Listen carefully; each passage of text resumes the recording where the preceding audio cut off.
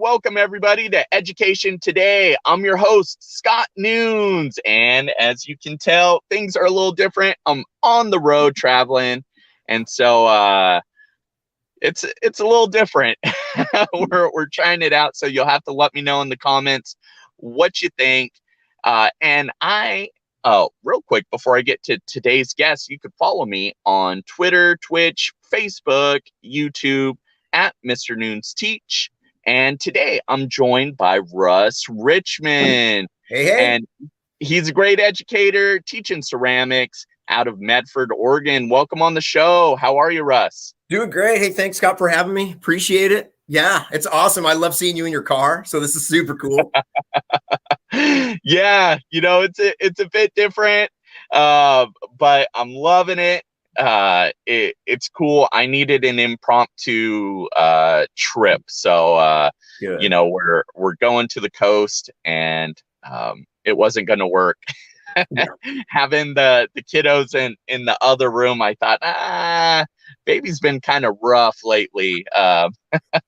We'll see it. I'm sure you can relate. Oh, we can. It's been years. Our kids are almost 19 and my daughter's almost 22. So, but I remember those days, and yeah, I don't know how you get any sleep. I just remember feeling like you'd never get any rest ever. So good for you, man, for getting out there and doing it. I'm there with you. And shout out to your biggest fan, Tisha Richmond. There she is. Hey, Tish. Yeah, thanks for joining. Another great educator. She's actually how we connected. Yes. And probably a little bit more on that later, but I just want to dive right into your educational journey. Let us know a little bit about you, who you are, your social media handles, where we can follow you. Sure. Okay. Well, I'll tell you the handles first. Twitter is at Richmond Russ. And that's like all school stuff. I just post a bunch of, things from my classroom, the kids' work and stuff like that. And then my Instagram is more my, I do the Richmond Ceramics there. So it's kind of my side hustle. And that is at Richmond_ceramics. So if you want to see the work I do and stuff like that, check out the Insta. And if you want to see kids' work, you check out the Twitter. So. Hey, Kathy Sue. And by the way, the ceramics are awesome. I would have brought mine for the show, but I like treasure them so much. I'm like so protective. I'm like, these are like one of a kind works of art they're functional works of art. Yeah. I love it. There's such beauty in it. And, just to illustrate to the listeners, like what you see online, yeah, it looks great, but it's even better in person. I feel like the way the light hits things at different angles, there's just something even a video can't even really capture about the ceramics that you do. So I'm really blessed to have a couple of your great mugs. Can you showcase the one you're drinking from? Yeah, that's the one you made me is very similar to that in terms of color. It's mine is, I don't know what you would call the design, but it's like a more it's a little taller cylindric style. Cylindric, that's a great word. Yeah. And if yours got crackle, a lot of my pieces have the crackle on it. I'm the typical, just like the house painter, it's like I have, this was an old second that I didn't sell, and it's ended up being my favorite mug ever. Matter of fact, like you said, I get a little defensive over this one. Like we were gone and my son was staying here, because he works full time. So he was watching the pets, and I came in and like, somebody used my mug. That's weird. Yeah. Like we don't normally do that. So I haven't talked to him about it yet, but I'm like, what's going on there? So, my wonderful wife brought it. Yeah. So that one's more like your type of deal with the crackle at the bottom. Yours is a different color up top, and then a little plug for Make Learning Magical right there. But yeah, I make a lot of custom mugs for people with the little logos on them. So that's been kind of my quarantine deal. I've had a lot of people asking for those since the shows. A lot of the shows that I'm normally in have been canceled due to COVID. I thought, well, probably won't be doing much ceramics, and I was very wrong, which I super appreciate. A lot of people have hit me up to do custom mugs for their companies and coffee shops and stuff like that. So it's actually been, I've been plenty busy with that stuff on the side. So, yeah. So thanks for shouting it out. You're always awesome about shouting it out and shouting. Oh, thanks. I really enjoy it. There's nothing like it. So we've been looking since we received your mugs, and shout out to Mel. She asked, he made a mug for you. Yeah. So I had a mug, not a custom Mr. Noon's Teach mug, but one similar to the one he has, but with like Russ said, with some crackle at the bottom, that signature Russ Richmond design that we see in Tisha's Make Learning Magical mugs as well. And then I have a Make Learning Magical mug. And initially, the one you sent me, Russ, my wife was taking it all the time. I'm like, hey. So when I saw you were having a new batch, I reached out, said, hey, I got to get one of these. And shout out to you and Tisha. You've been so generous with those mugs. So I really appreciate that. And now I at least have one to use. Nice. That's great. Well, if something ever happens, you drop one, you just let me know. We'll get you taken care of. Yeah. That's really fun. Yeah. And the shops, like, I see them with some of those designs, and you've been doing that for a while. It seems like I don't know where you picked up your designs and your color schemes and the types of glaze you do, but I'm seeing that pop up in shops now, but you were doing it before I saw it in shops. Talk about that. And they don't quite have the same flow. There's like a lackluster of color. It just feels like cheapened, and there's no texture on any of those commercial mugs, whereas yours is like you can feel the weight in it, and you can feel the craftsmanship. Yeah, a lot of times the shops will, they'll find a distributor somewhere, and they'll buy a bunch of mugs very really cheap, and a lot of those aren't actually hand thrown. A lot of those are like pressed in a mold, and then they glaze them all exactly the same. They stick them in a little kiln and walk away, and they come back, and that's it. I've been doing pottery for 35 years now, and so I learned it in high school. Actually, that's what brought me to want to be a high school ceramics teacher. My Mr. Sanders, my high school teacher, I'll never forget him. Wow.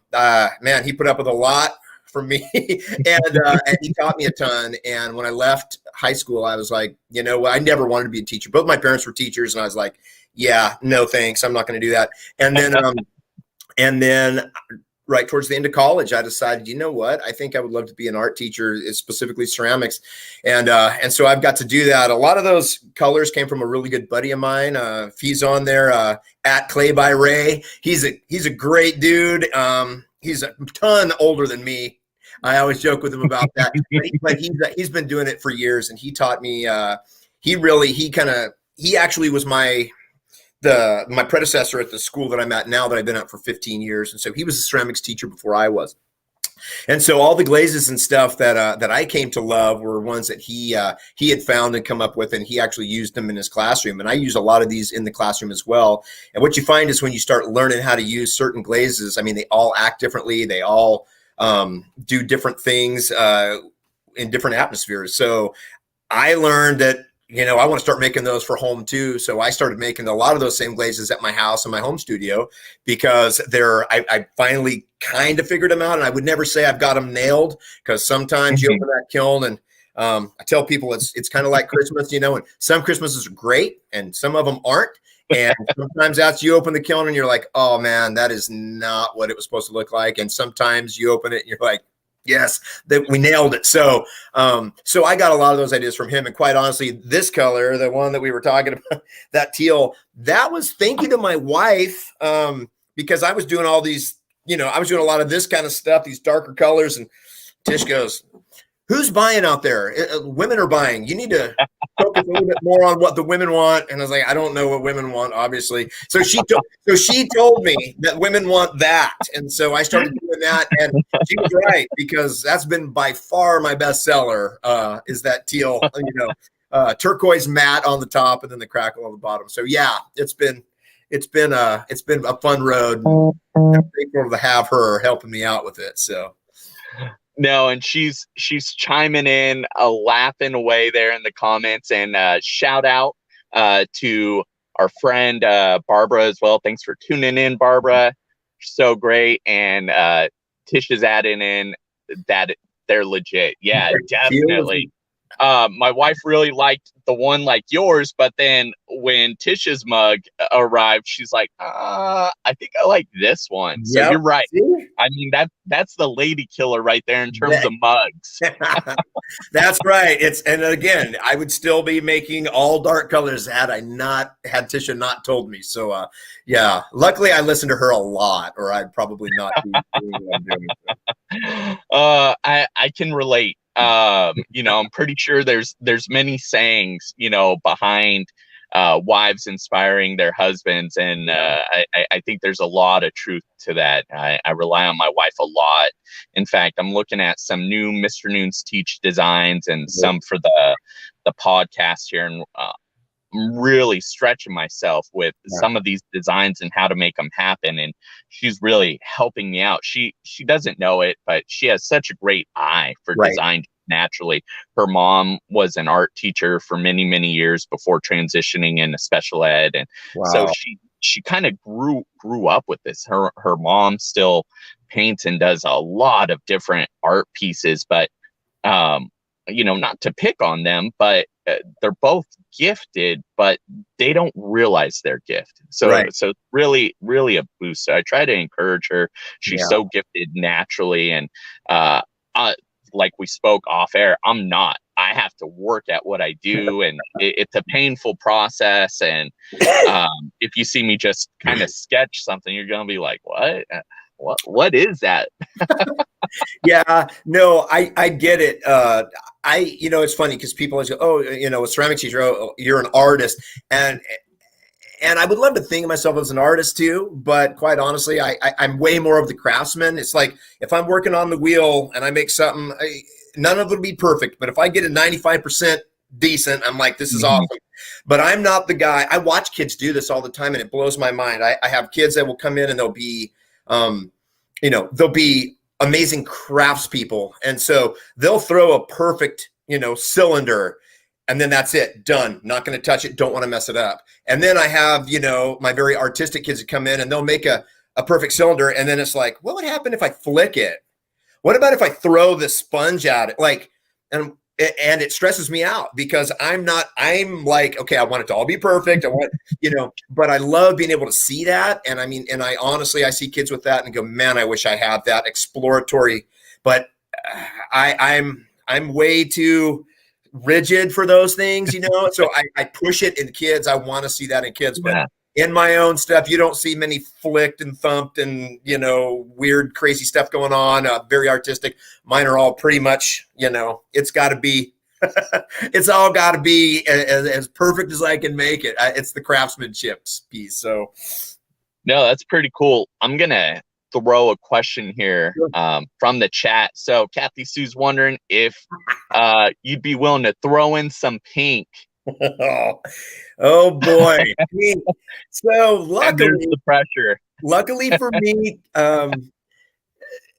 when I fire really high temps, like 2,350 degrees is kind of what we take our glaze kiln up to. We fire in gas. And so we go really high. And so it's really hard to come up with pinks in that. Now, a lot of them just burn out and turn into almost like a white, like a very pale, like you can't even hardly tell it's pink. So that's how I'm going to dip out of that one. Kathy Sue, is that it just doesn't go well with our firing technique. So pink's available out there from somebody, but maybe not for me. We'll stick with the turquoise and teal for now. Yeah, we'll go with that one. So looking back on your educational journey, like if you had to pinpoint a high or low moment, what would you say that is? And, can you speak to that moment? Yeah, well, there was a different one until COVID hit, right? It's like, and then COVID hits and that rearranges everything. I would say before that, actually, when I graduated from college in '96 and I decided I wanted to be an art teacher, I was living in San Diego, and there had been a strike, and the San Diego City Schools decided, we're just not going to have art anymore. And so here I am with this brand new teaching credential, and I can't teach art. And so I started subbing, and that was not, I mean, I thank goodness for great subs, but it was rough. I mean, bouncing different buildings, people have no idea how hard that job is.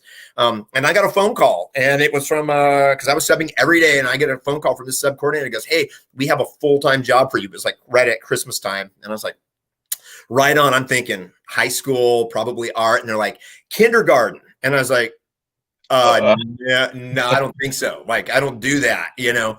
But Tish was working halftime at or maybe even just 2 periods, I think, at a high school, her first job. And we were dirt poor. And so it's like, okay, yeah, I'll do it. And that was probably one of the scariest things I'd ever done. Because I was in San Diego, I had 33 kids in one classroom, no educational assistants. They were all, and in California, they could be like 4.5 when they start. So I had some little kids. And I remember walking in being like, I have no idea what I have just done. You know, I've never taught reading, but here's how it flips. I had such a great team there.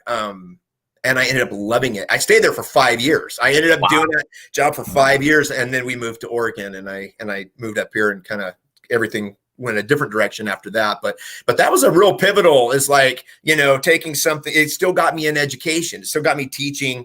And it forced me into something that I never would have considered doing. And then I was like, wow, man, this is actually really cool. I love doing it. So it was a lot of fun. I actually had a great time. So that's the other one. Awesome.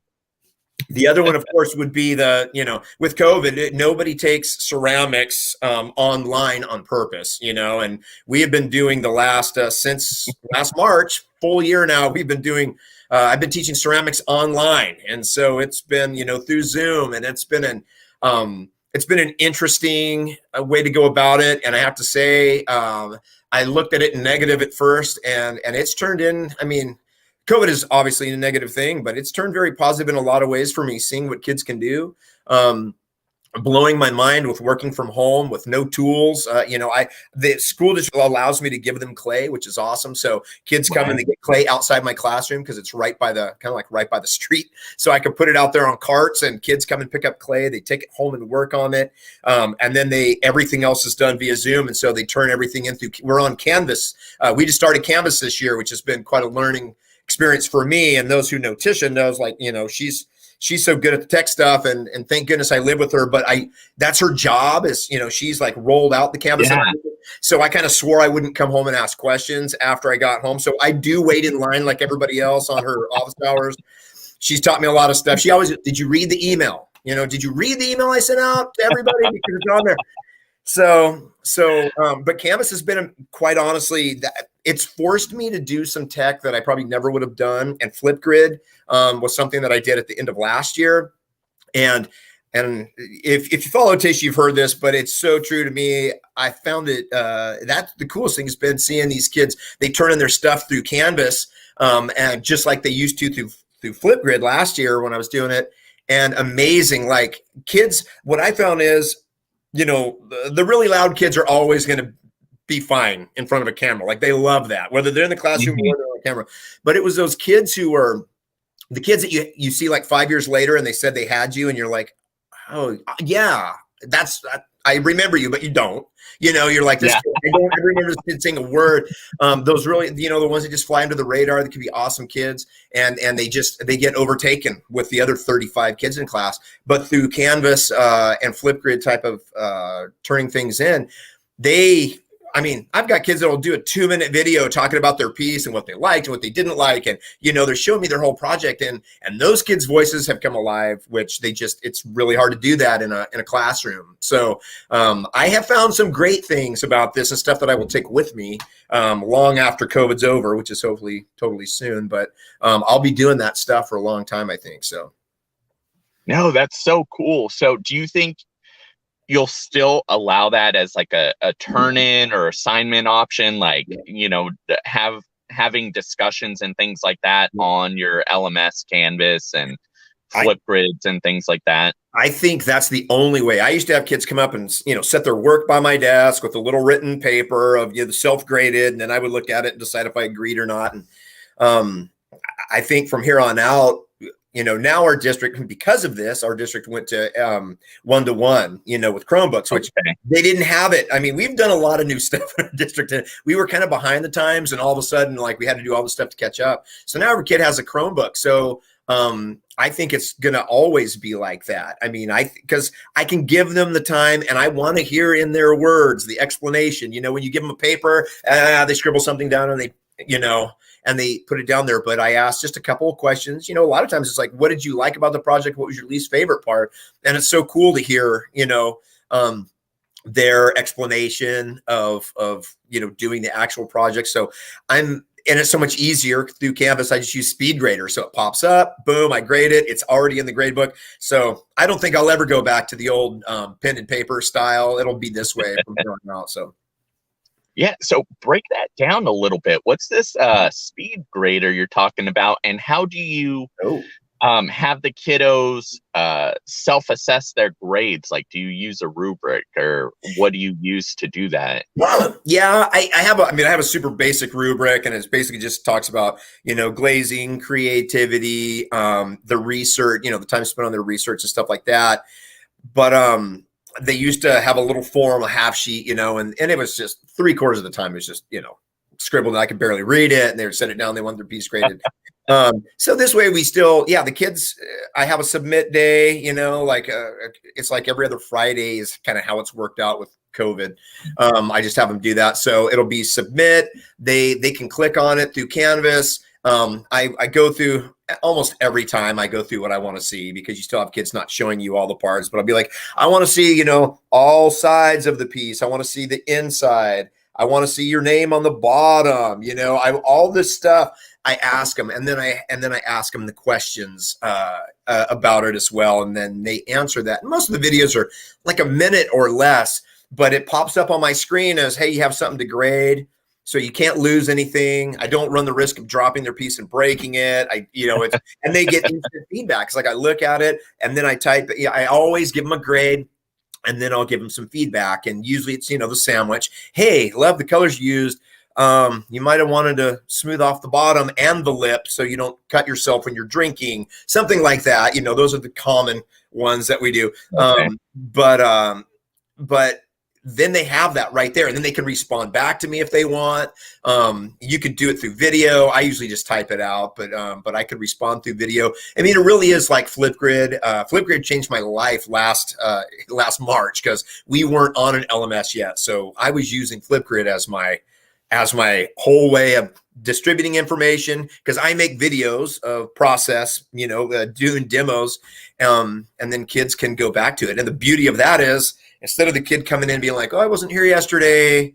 Do we do anything important? You know, they question it, every teacher hates. It's like, no, we're waiting for you to show up. No, get on, click it, see what we did yesterday. And then, oh yeah, here's a video on how to make a handle. Here's a video on how to attach it. And I make most of them, and some of them I find on YouTube that are great. And, but I find a lot of YouTube videos are 10 minutes long when they only need 2 minutes, you know, so I usually just make my own for them. But yeah, it's been awesome. Like, and that I will not go back. I'll definitely do that from here on out. No, that's great. Like, it's been a year since I've been out of the classroom, but almost a year. I finished out last year, but I was already doing my current position as an ed tech coach, so I kind of doubled up. It was a lot. It was a whirlwind.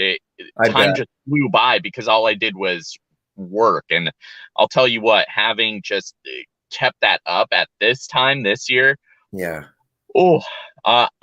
tired. So shout out to all the teachers, and having to go from, you know, face-to-face to distance learning to hybrid, high flex, you know, maybe back to face-to-face, back to distance learning, all this flip-flopping.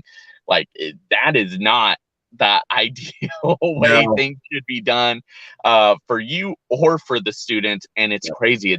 It's a big ask. Like, I get why we're asking, but wow, that is so hard on teachers. So shout out to you, Russ, for making it work. And I can attest to doing those videos. That's essentially what I did. I was blessed to have my kids on one-to-one devices already last March, and they knew Flipgrid and they knew our LMS. We use Schoology.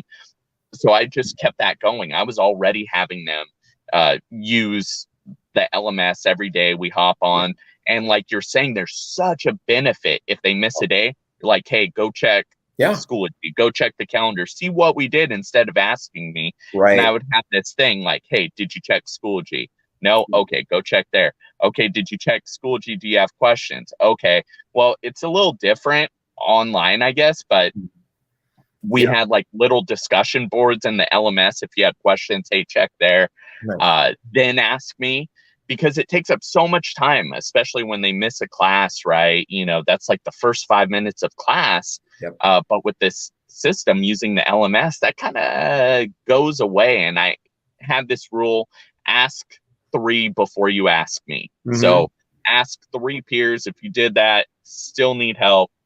Okay, cool. Like, I'm always going to help you, but try to help yourself and empower them to kind of do that.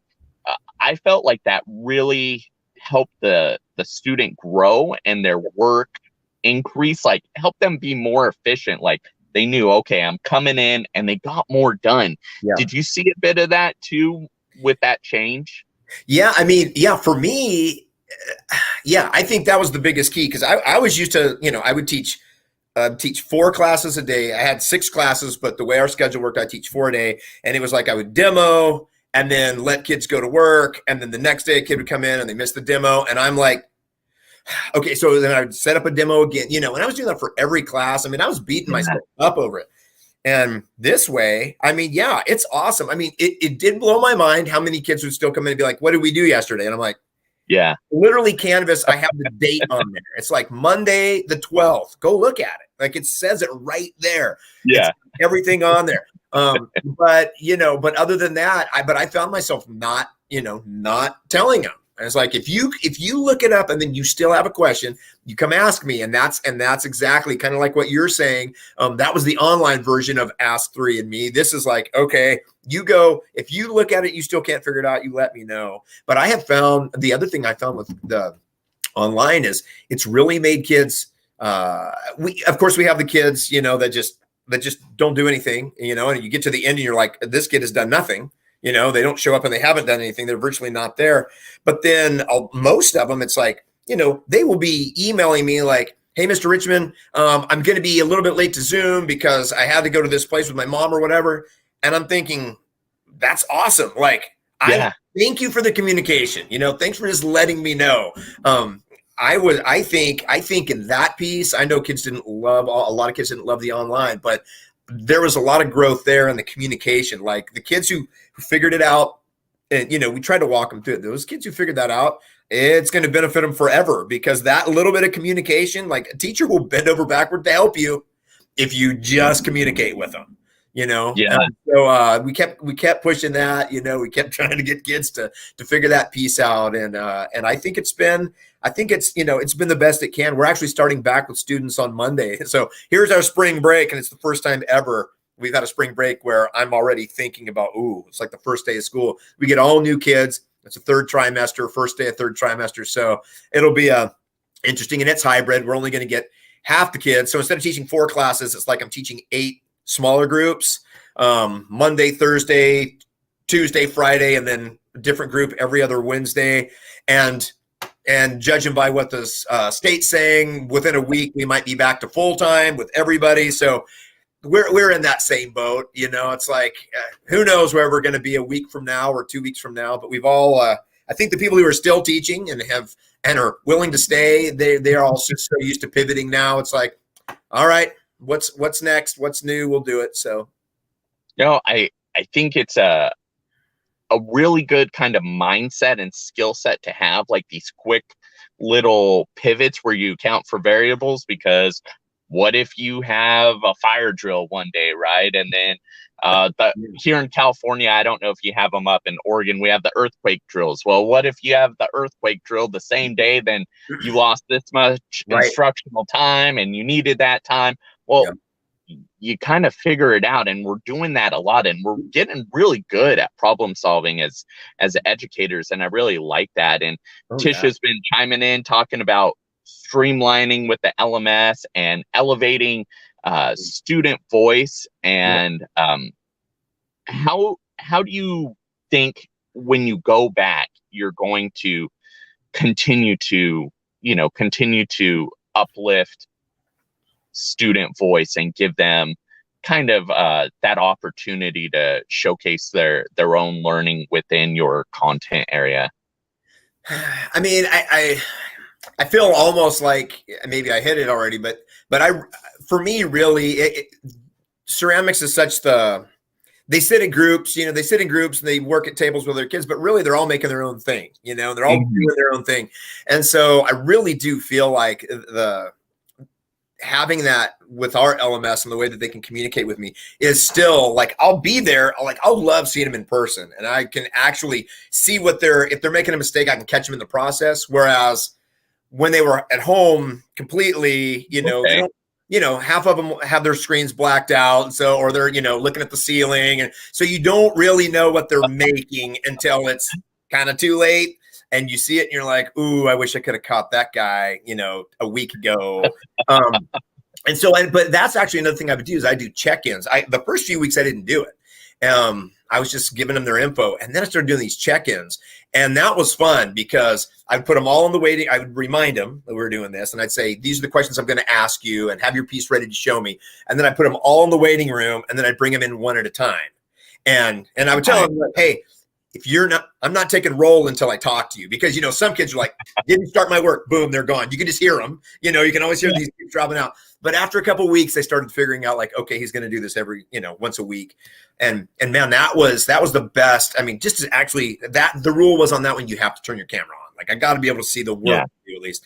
And that was really cool. That was probably my favorite part each week, was talking to him one-on-one, and really being able, then I can be like, oh, okay, so I see your handle. Here's what we need to do. You didn't smooth it all out around it. It's going to crack off, and I can catch him on that. So that really did help. And so I'll look forward to being in person, actually being able to see those things live, and actually, being able to talk to them right then and there. And it's always nice to be able to grab an example, or you realize you forgot to tell them something, but you don't know until 3 days later, and you realize like, oh, my video I forgot to put that in the video. So those are those things that I really look forward to, being back in the room and being able to have those one-on-ones with kids. But yeah, I think the combined of being able to use that tech that I've now learned, and being able to have kids in class, like, there's very little excuse at this point, for kids to not know what to do, or for me not to be able to help them. So, I mean, I'm hoping between both those things, this last 11 weeks, we'll see some of the best work that's come out all year is what I'm hoping. So we'll see how it goes. No, and I think you will. Totally. And I can relate with the whole face-to-face and the feedback.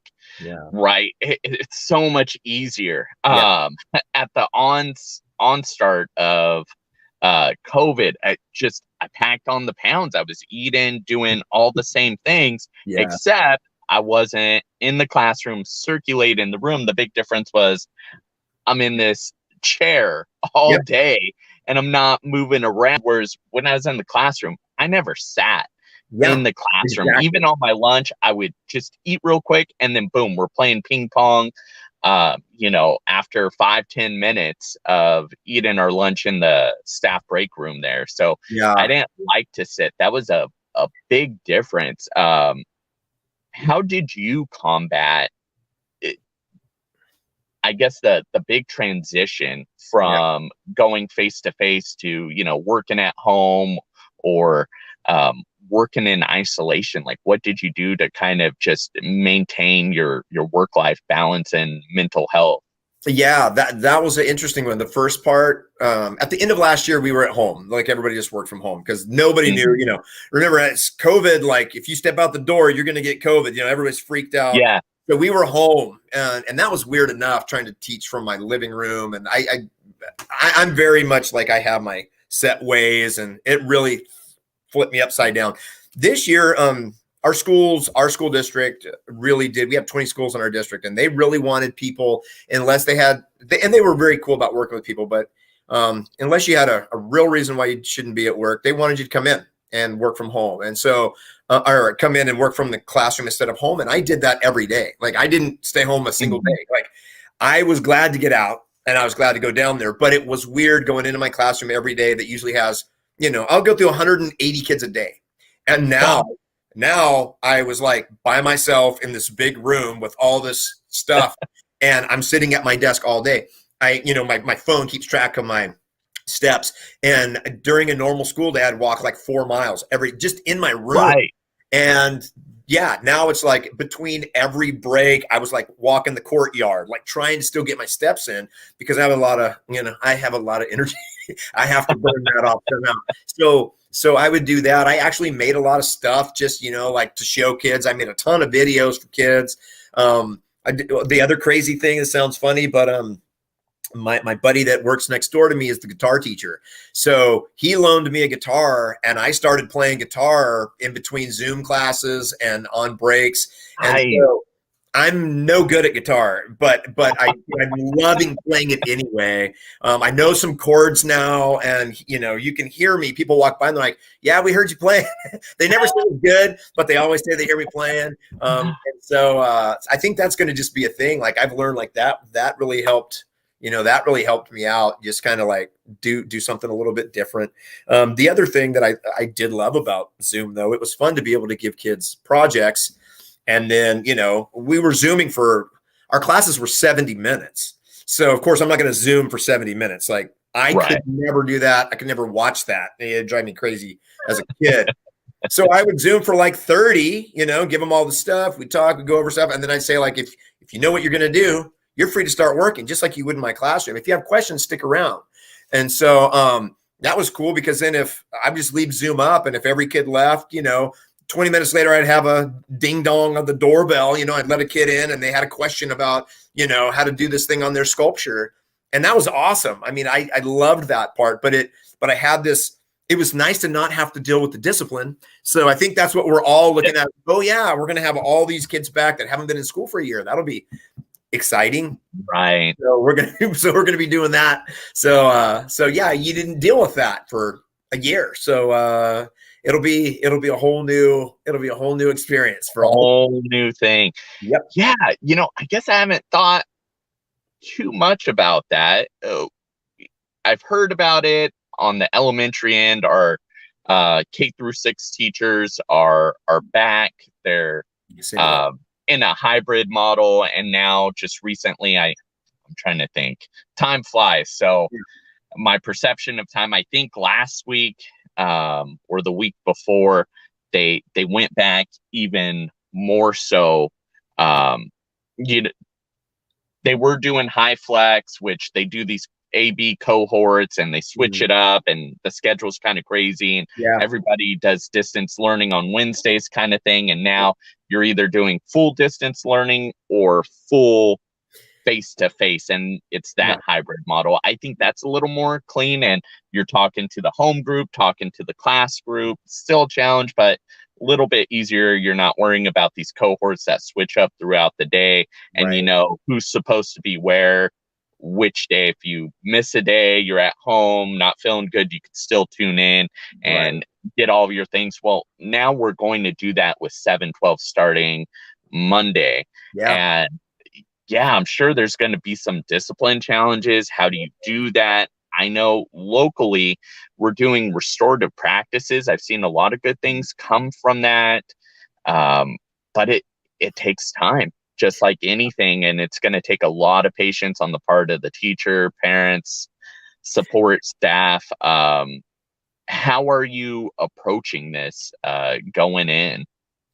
Yeah, well, so we were complete distance, and then that's what's happening. Our elementary's back, and they've been back for a while, like a month or so.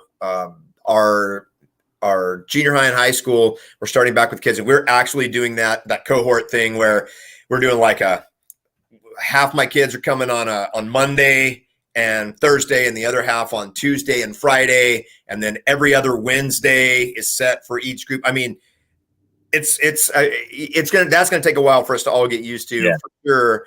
But they've decided not do room and Zoom is what we have been calling it, where we're not having to teach kids online as well. Like we'll still be using our online, our LMS. But luckily, parents had to make a choice. Do you want your kid going to Medford Online? We started this Medford Online Academy. Nice. Teachers that have some COVID issues,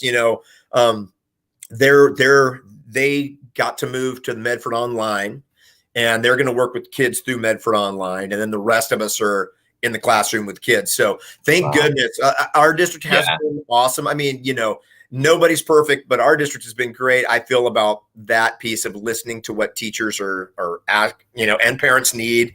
And if you're not comfortable sending your kid back, then they go to Medford Online.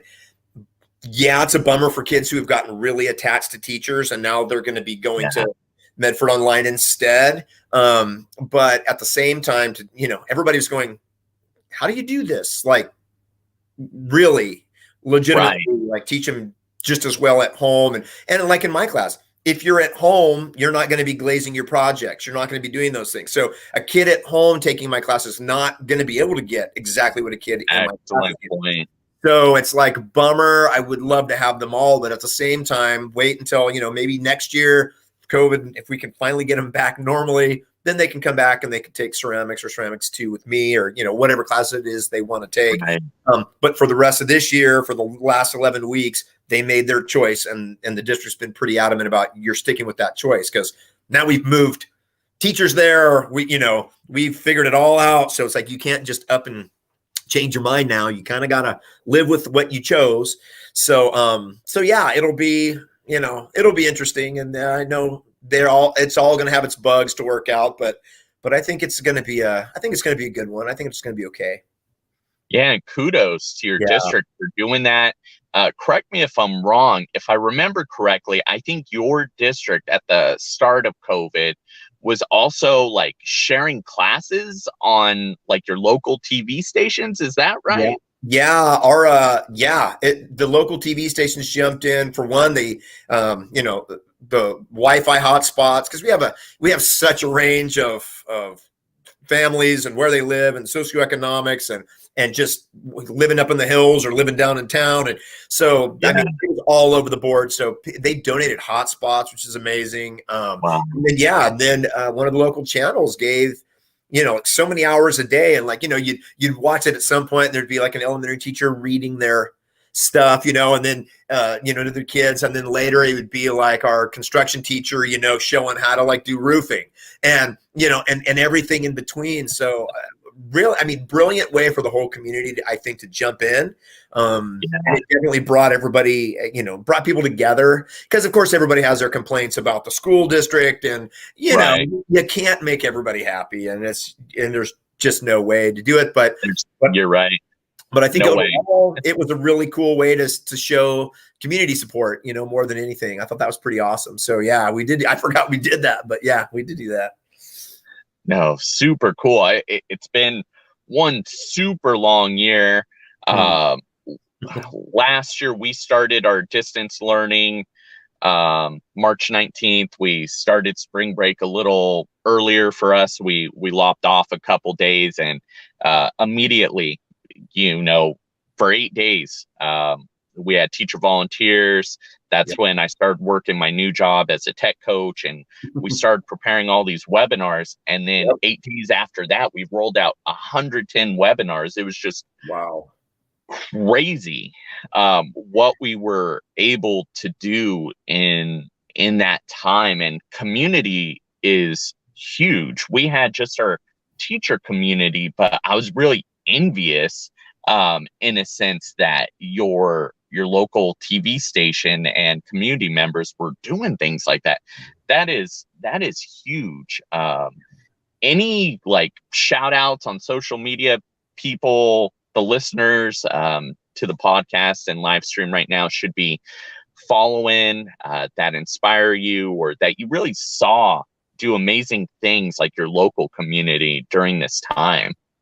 Well, yeah, that's, I thought about that because I follow, of course, I follow like, at Tish Rich, I follow all these people that she follows because they're all these amazing, tech people and thought leaders. So, I mean, of course, check her out because she's got great stuff on her podcast and on her Twitter. Some other people that are local or were local and have moved recently, but that I still like to check out. It's at Jen Marie McKenzie. She was our librarian, like teacher librarian, and then she moved over to the coast in Florence, but she's an artist as well. And so I always appreciate what she's doing school wide with art and with bringing everybody, because the librarians, teacher librarians bring the whole school community together, and so she really takes that seriously. So I thought that was cool. Some other ones, at Awkward Shoes Art, she's just an art teacher like me, that's just like, somebody to lean on and be like, what are you doing? Because I have no, when all this started, what do we do? At Mr. C Art 40, he's awesome. And Mr. C probably, man, he's all over it, throwing with his feet and doing all this crazy cool stuff. And he has pushed me out of the box a lot because I was like, I'm a no techie. And now he's like, helped me see, like, okay, there's some cool things you could do to still reach out. So I really appreciate him. And then the Grundlers, there's this at Creativity DEPT. So I always say Creativity Depot, but I think it's department. But they're awesome though, and they come in and help with art stuff. Like they do a really cool a really cool podcast type thing, and then they post so much cool stuff, and they're just a husband and wife team that's just so involved in arts as a whole. So they're not necessarily local, but they're people that right.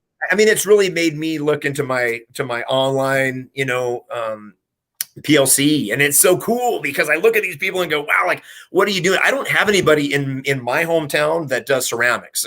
Out of 20 schools, I'm the only ceramics teacher. We have somebody that teaches sculpture at the other school across campus, and he's doing some ceramic stuff, but he also does all kinds of other sculpture. I'm the only straight ceramics, so I was as they say in the silo, so I have to go out and find other people that are doing cool stuff and still their ideas, and it's been great. I mean, people are just sharing. It's been awesome. So yeah, I appreciate the online community so much, and especially just being able to use Twitter for getting new ideas and sharing out. And so yeah, it's fun. Yeah. Let me take a look at the questions here in the chat, which, by the way, if you're tuning in, you have a question for Russ before we go, throw it in right now. If you're on Facebook, make sure you give permission to StreamYard to allow me to show your comment so we can all see it. Yeah. Shout out to Mr. C there. Loved your ceramics throwdown collaboration a few years back. Yeah. We did that through, what is that, Twitch? Is that what? Yeah, Twitch is a thing. He set it all. Yeah, I didn't know that, but it was. And so he set it all up, but we had like a full clay Olympics, cross states. And it was so fun. We had a great time. I was never been more stressed because I have no idea. Like I said, I'm not a tech person.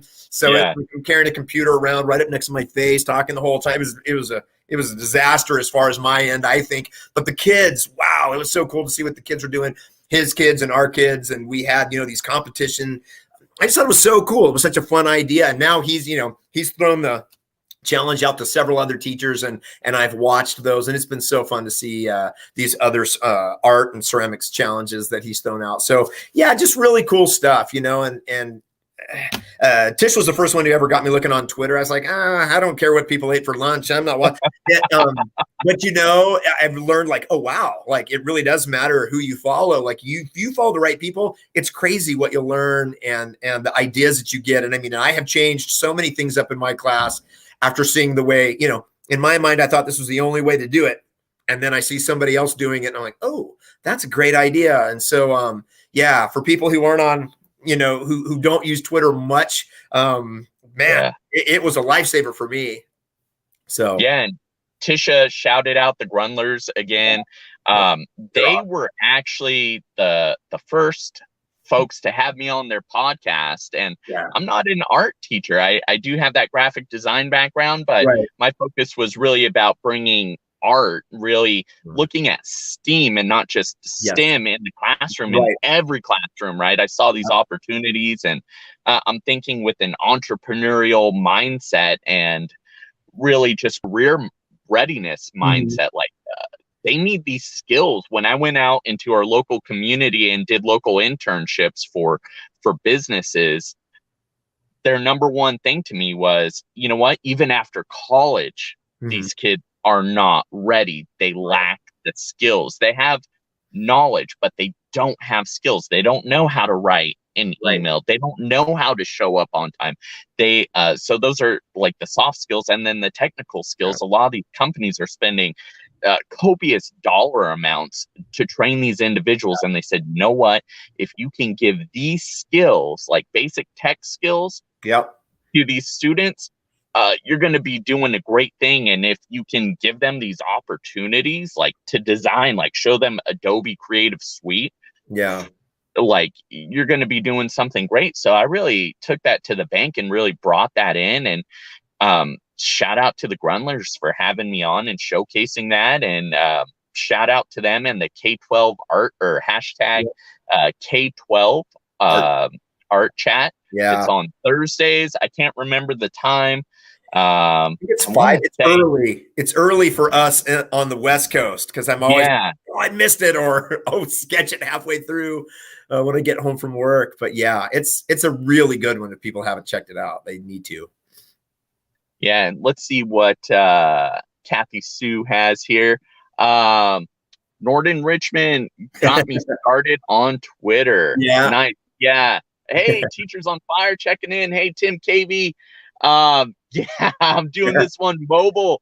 And shout out to Claudio Zavala for this trick. So everyone that's tuning in, right now, I'm using my phone, and I have my phone in a Kleenex box. I'm using it as a makeshift stand. So you got my steering wheel here, my little my shifter right here, just making it work, right? It's awesome though. It's like the total distance learning. You have no idea how many times I'm Zooming in class and I see a kid walking and I'm like, what are they doing? And then it's, they throw it on the seat in their car and they're driving and still like listening to what's going on. Like, oh gosh, it's crazy. But yeah, it totally works. Take us with you. Yeah. I thought, oh, what am I going to do? I'm having some tech difficulties. I'm like, let me see, because I'm out, far away from home. I'm like, I don't have my backup laptop. What am I going to do? Let me try it on my phone. Practice last night, and it seemed like it would work. You were gracious enough to let me kind of practice with you before we went live a little bit. And I think it's held up. It's been working great. You'll have to let me know in the comments, if it's not. And Tisha's saying, crushing Twitter. Love all you share. Thanks so much, Tisha. Yeah, your wife, shout out to Tisha, has been great. Sure. I connected with her on Twitter back in 2018, but really, I feel like my Twitter journey really skyrocketed after connecting with her and Mandy Freilich and Jennifer Cassett-Todd and awesome. Jamie Donnelly, right? And all these other educators at the fall Q conference. So I went from like 130-ish followers to over 300 like that weekend. I just connected with so many people, and I've kept up those relationships. You talk about, like this perception of online Twitter as being like food, or I used to think of it as just complaining. Like that's all I would see, right? Because I wasn't following the right people. But, I encourage all the listeners, follow the people that Russ shouted out and that we're talking about. It's a different Twitter experience, and you'll learn. It's so great. And Tim Cavey sharing the viewing listening experience is great, making him think. He needs to try this on his phone too instead of Instagram Live. Yeah, try it out, Tim. Yeah, Tim knows. He has his own thriving podcast, excellent podcast, Teachers on Fire, shout out. Does a lot of great work. So you'll have to let me know, Tim, if you do it. I want to tune in. Tish is always so uplifting and supportive. Actually, one little quick story about Tisha. I had asked her, like, you have so many followers, like, how do you do it? And she was like, like, once I got over 1,000 followers, it just kind of happened and it blossomed. And she talked about how she did the Explore Like a Pirate chat and got connected with these educators and just reached out and just was real. Like her friend Tara Martin talks about, being real. I think that's the other thing. Some people are fake on there and you have zero control over that, but you yourself can choose to be real. And there's such a joy when you're the same person in person as you are online. And then when you meet, it's like, oh, there's not this falsehood. I equate it to like having like a pen pal or something, like way back in the day before all this technology, right? It's this real connection. Or I have family abroad, and when we met them, it was like we had known each other and seen each other all this time, and really it was like the first time we were meeting face to face. Right. No, it's so true. And it's funny. It's like, well, like we've never met actually in person, but like if I'm down your way, like I definitely love to see. It's like Matt Cockrell and I we've been pretty close on Twitter for 2-3 years now, just because we were both teachers trying to figure out what we were doing and what was going on. And I feel like I know Matt really well, even though I've never met Matt in person. But if I'm ever back his way, I'm definitely going to sneak into that school and say hi, and see what he's actually got going on in there, because he's doing some cool stuff. So yeah, you mentioned Tisha, and with all the Twitter, our school, nobody was on Twitter. Yeah, it was just like nobody. Like Tisha was the only one, and she always goes, "Everybody thinks I'm so weird," And it's like, no, she's just very just out there, like doing her thing, and not afraid to try stuff new. And honestly, that's why Tisha's the way she is. Like her podcast, she was telling somebody about it the other day, but she'll just jump into things and start it. Somebody mentioned Twitter at one of the conferences she went to years back, like Miami Device, and she like just, oh, what is this? Jumped on, and next thing you know, she started seeing the potential, and then she just started following people, and then she started doing, like you said, like hosting a chat, and then now a couple of years ago, I don't know, it's not quite 2 years ago, I don't think, we were driving up to Portland to see our daughter who was going to Portland State, and she goes, hey, I think I'm going to try doing a podcast. And I'm like, oh, that's cool. And she's like, you're going to be my first guest. And I was like now? Huh? We're driving, and like trucks driving and going by us, and she's interviewing me as a teacher on her podcast. And she had never done one, never had no idea about like publishing it and cutting things. And I mean, it was pretty raw. Like it was whatever was there is what everybody heard, Now you can see the way it's changed, and like, she does them now, and she spends a lot of time like making sure that they sound great and pulling in the sound from all these other, she's using all these different things now to make them that much better. And she's got this cool setup with a great mic and all this cool stuff. But I think it is just not being afraid to try stuff. And she's helped me with that, because I was like, Twitter, I don't see the purpose. And now it's like, oh man, like I have seen the purpose and I get it. And also another cool thing that she started at our school that might be neat for other people, especially now if they're starting back into school again, is actually just running into classrooms. Of course, if the teacher's cool with it, and just like, take a quick vid or cool pictures of stuff that's going on in a teacher's classroom and just shout them out, because nobody knows what we're doing in our own classrooms. Right. And so that was like this cool look into, she started posting stuff of teachers in our building that I was like, I've never even been in their room. We have a huge campus. They're on the other side of campus. Like I've never even been in there, and getting to see what they do. It's such a cool way to share out, and also to let teachers know that somebody notices what they're doing. That's cool. And, because we don't get that much as teachers. So it's kind of nice when somebody does that and shouts you out. So.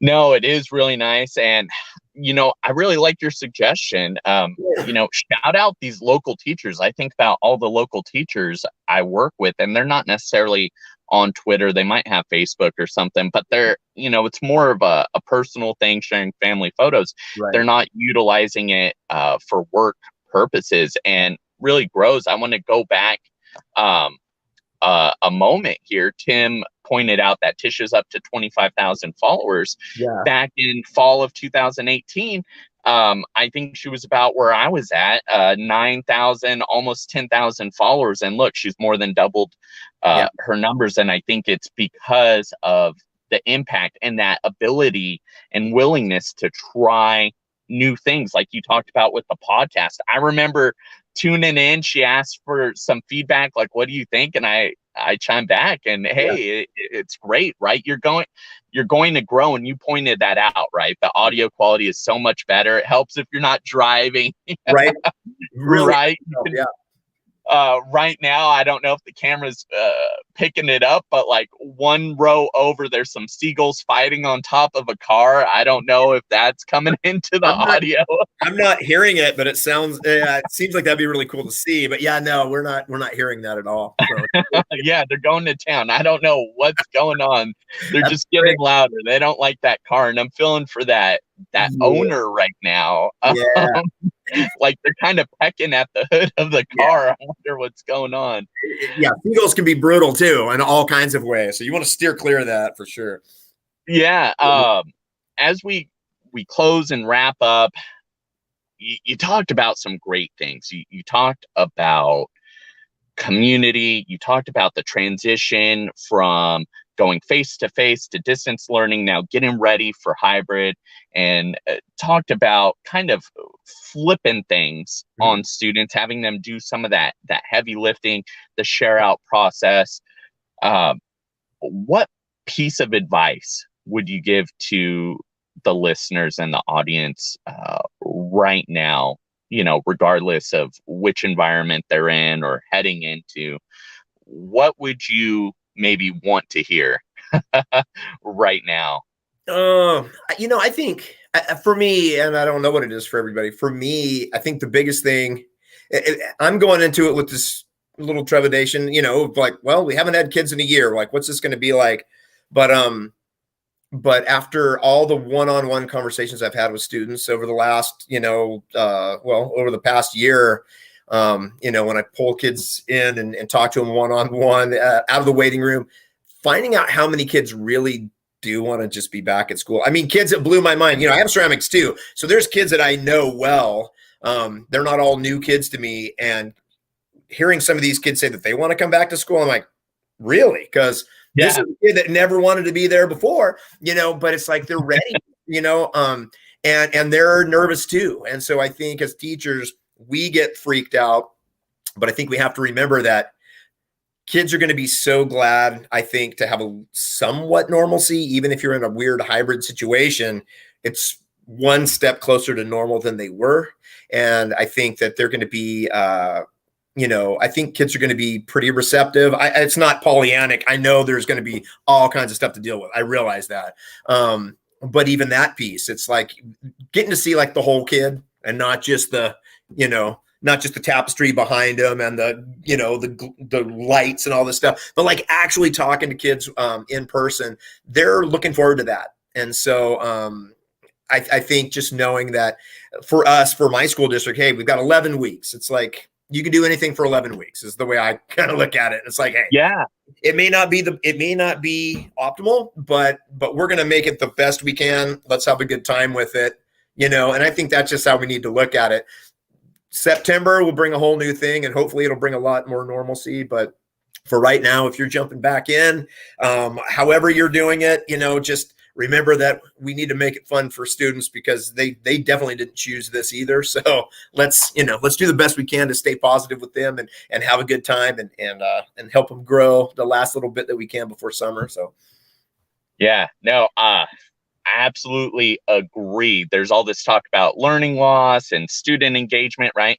Mm-hmm. If you want to engage your students right now, sprinkle in a little fun. You don't necessarily need to go full on Dave Burgess and, teach like a pirate tomorrow kind of thing, right, and dress up, but switch up your lighting, tell a dad joke, Yeah. Right? As corny as those are, throw yourself out there just a little bit and be real, because making those connections, like you were talking about, the students want to come back, but they're nervous too at the same time. So kind of ease into things. Don't if you're transitioning back from distance learning or going hybrid to face or whatever it is, there needs to be this easement period. Don't focus so much on the testing and all of that. I know there may be,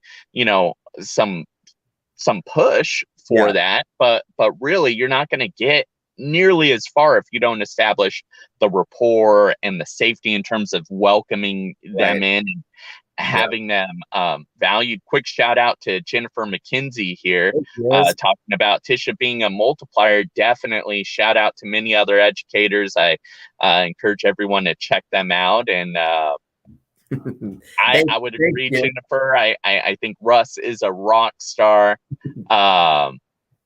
And Tisha saying thanks for that as well. And that Jennifer too is an inspiration. And Jen's the one I shouted out earlier. I don't know if she was here during that time, but she's the one. Was our teacher librarian that she did amazing things and made amazing spaces for kids and did just such cool stuff. And now, sadly for us, she moved to a district over closer to the coast in Florence, but they're benefiting from it. And she just does really cool stuff. So yeah, so super fun. And that's what I love about this. I mean, I think the Twitter community of educators is so cool. I mean, people want to support each other. People are always shouting each other out for the cool things that they do. So yeah, hopefully more and more people will start seeing the benefits of it, and jump in and try it if they haven't already. And hopefully in better times, one of these days we'll link up face to face.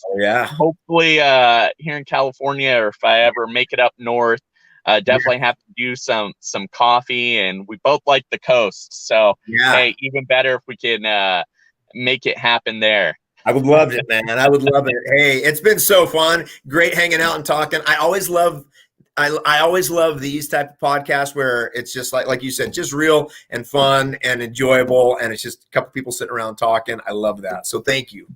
No, I love it, and thanks for joining me on your break too. So for sure. Really enjoy it. I want to make sure everybody follows you at Richmond Russ on Twitter and social media. And you can follow me, Scott Nunes, at Mr. Nunes Teach, and follow the podcast on Twitter at Education Today, and then the number 8, because there were 7 other ones before I came up with this great name, and I was already married to it. I really wanted to name the show this, so I'm just gonna stick it out. And thanks to everyone that tuned in. I really appreciate you, and hang out there, because I know right now it's grind time, right? We're so busy, so involved, and we're having to do those pivots over and over and over again. Yep. Hang in there, everybody. You got this. Yes. Thank you, everyone. Take care.